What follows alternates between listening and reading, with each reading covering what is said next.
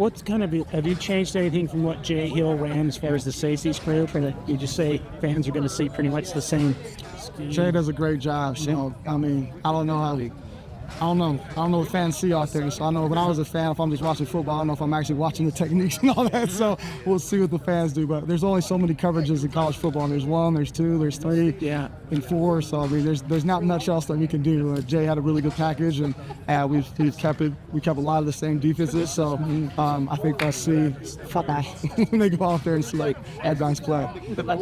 From a fans and media standpoint, traditionally BYU hasn't had the most talent on the back end. You've coached at a lot of different places. Recently at Boise State. How would you describe the talent making that transition from Boise State to BYU? It's awesome. I mean, Fale's a freak. I mean, he's 6'4", 220 pounds. He can run like a DB, and you got Raider back there that'll come down and thump you and can cover. And then you got Tommy, and then the corners are really fast. And now Evan's amazing. Probably one of the best corners I've ever been around. Like, that dude can run. He plays with a great pad level, plays with great energy, and then Trey's high intensity, long corner. So, I mean, those 4 guys returning, you add some Tommies, you add the talent of Kennan. Like, there's some guys that can go, and not just here, but anywhere in the country. So I'm excited to be able to do that, and that's a testament to the guys that came before us, like Jay Hill and Gennaro Guilford. They did a great job recruiting, and now it's our job to make sure that we do well and also recruit more guys in here that we can just keep building depth. Speaking of that recruiting, you and Lewis have done a really good job this past offseason when you guys got integrated, got onto the recruiting front.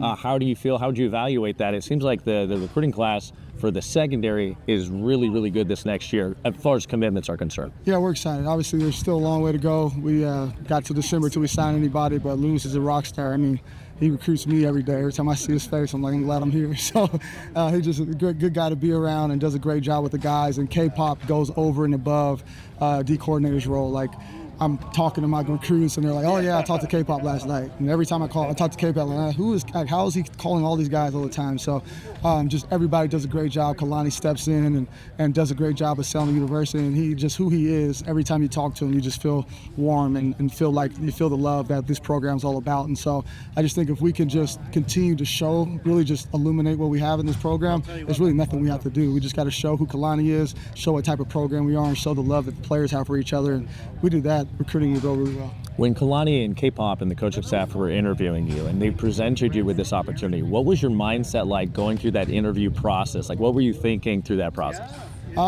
It was weird. It happened fast. Jay left first before Gennaro, so I actually even talked to Gennaro before he left. And then Boise is such a special place. Coach Danielson does an amazing job. He's a man of faith. He leads that program through Christ. And so that was something I knew was going to be tough for my wife and I to go through. So as we went through the process, Kalani actually called me from Disneyland one night. And it was the first day of the portal opening. So I was at the office getting recruits in, doing the whole deal.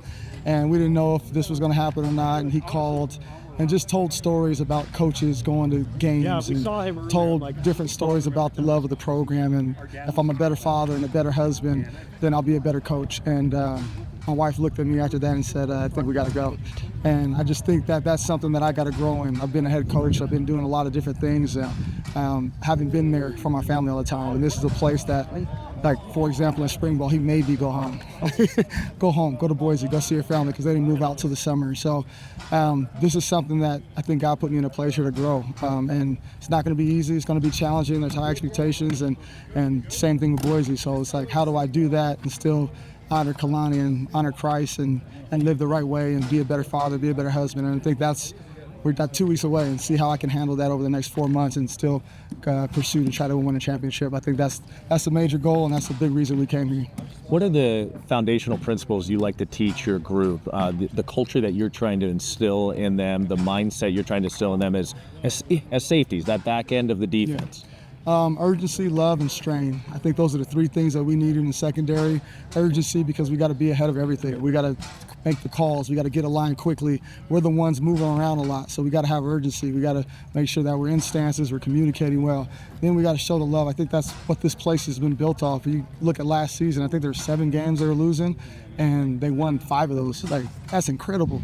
Like, I don't think we did that more than 5 times at Boise when I was there, just being able to come back. We did a couple times, but that's not easy to do. To be down second half, come back and win, like, That's a special group. That's a special guys that they trust each other. Things go bad, they love on each other, they support each other, and then strain. Like, we got to be physical. We got to fly to the ball. Like, we got to strain to finish every play. Raider made a huge play in the back of the end zone interception. Like, that's straining.